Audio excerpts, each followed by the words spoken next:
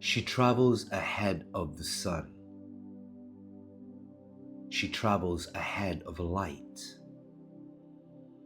Her name in Sanskrit is Marici. It means ray of light. Specifically, the quality of light in the exact moment before sunrise. The shimmering, that shift when the sky changes color and the dark starts losing.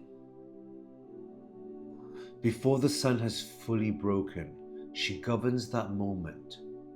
She lives within that space. Her mantra, Om Marici Swaha, has been invoked by samurai, merchants, ninjas, monks, travelers, and people in acute crisis for over 1,000 years across Buddhist, Daoist, and Vedic traditions. Most deities stay in one tradition.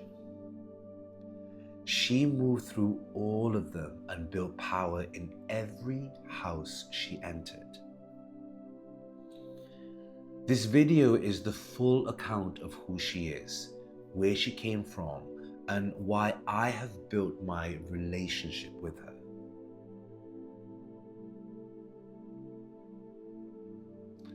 Her deepest root is Usas, the Vedic goddess of dawn. Usas is amongst the oldest continuously worshipped deities on the planet. She predates Hinduism as a formal system. She is the moment the sky changes color before the sun rises. Marici is what Usas became after a few thousand years of absorption and synthesis. She accumulated aspects of Durga's martial energy. She acquired the boar iconography from Vajravarahi, a tantric goddess whose unstoppable earth-penetrating momentum became one of Marici's central symbols. By the time she enters Buddhism, she is already a convergence of multiple solar and protective feminine powers from across the subcontinent. She arrived in Buddhism preloaded. Within the Buddhist account, there is the Dharani literature, these Buddhist protective incantation texts. One of them contains a specific account. The Buddha is at Svavasti in the Jetavana Grove, addressing quite a large audience, and he says, practitioners, there is a goddess called Marici. And then he goes into describing her as invisible, ungraspable, unstoppable, indomitable, invincible. He says anyone who recalls her name will share those qualities. Scholars date these Dharani texts as somewhere between the 3rd and 7th centuries CE. The attribution to the historical Buddha is a traditional legitimizing formula of that genre. The historical Buddha was pre-sectarian, and Mahayana came centuries later. Worth being honest about. The account is a later composition claiming the Buddha's authority, which is how that entire category of Buddhist literature was written. What does not change is the function the text describes. Invisible, ungraspable, unstoppable.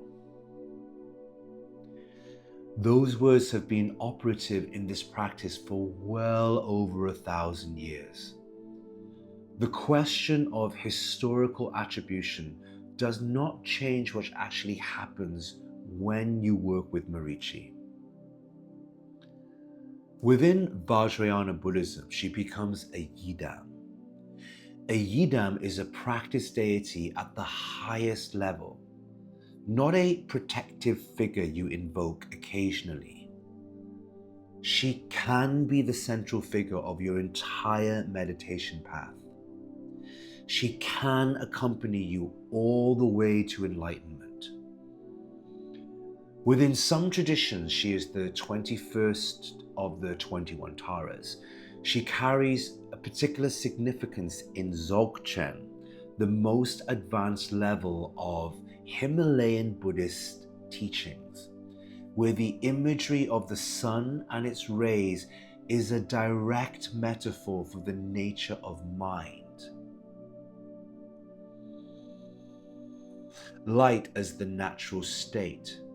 Darkness is only a temporary obscuration. Her seed syllable is mam.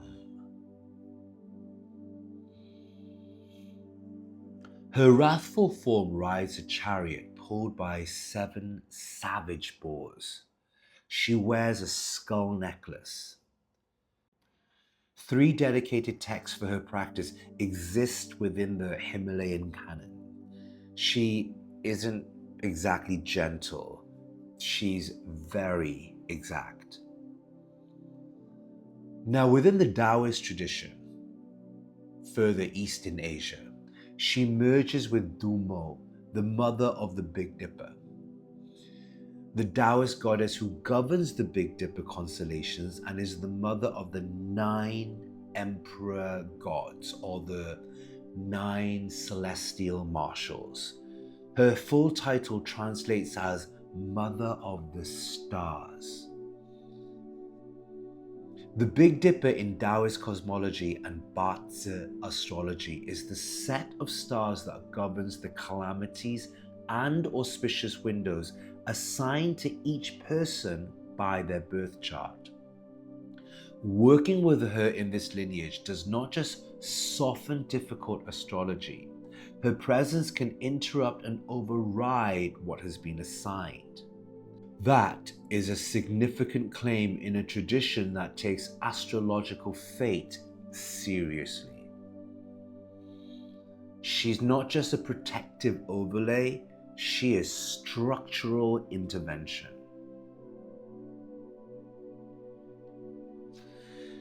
In Japan, she becomes Marici. The samurai class adopted her from the 8th century onwards. Warriors invoked her at sunrise before battle. Her Japanese name carries a second meaning alongside ray of light. It also means mirage or illusion. The goddess of light is also the goddess of the illusion that protects you. She is the shimmer that makes you unseeable. The ninja used her mantra specifically for the ability to move through hostile territory without being detected.